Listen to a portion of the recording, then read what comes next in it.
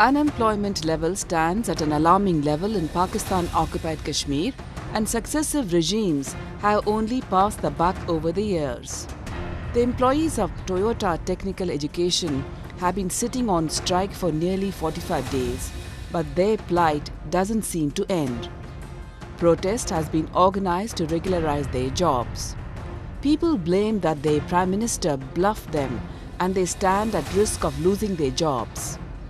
The issue has been raised by the local media too, and their message was clearly conveyed to those in power, but unfortunately none of them acted.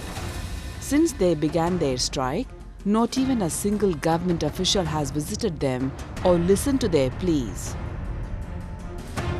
हमें हड़ताल किए हुए 1 माह 8 दिन हो गए हैं और हुकूमती नुमाइंदा अभी तक हमारे पास कोई नहीं आया और हुकूमत ऐसी बेहसी है कि तमाम लोग देखते हैं और चले जाते हैं।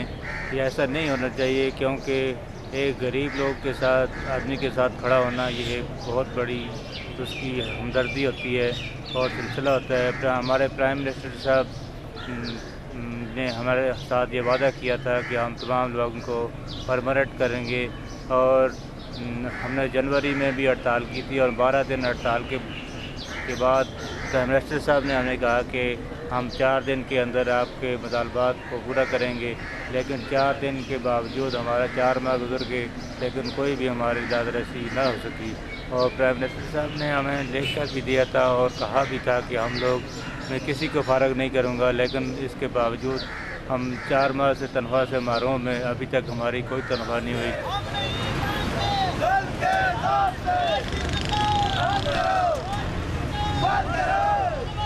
The years of their service and dedication of these innocent employees has been forgotten by the government, which is not supporting them.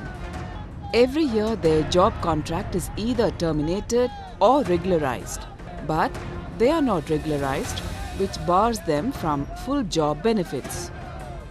The employees have not received their salaries for several months, which has seriously affected their livelihood.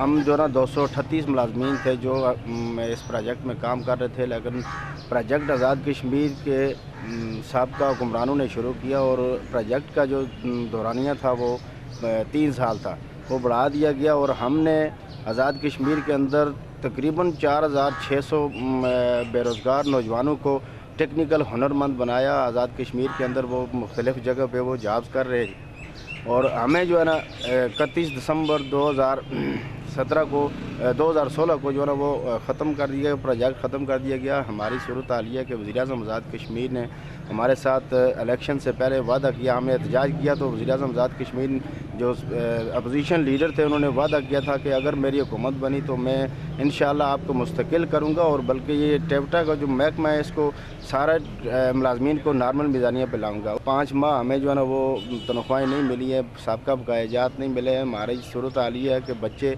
हमारे छोटे छोटे बच्चे हैं, 5-6 बच्चे हैं।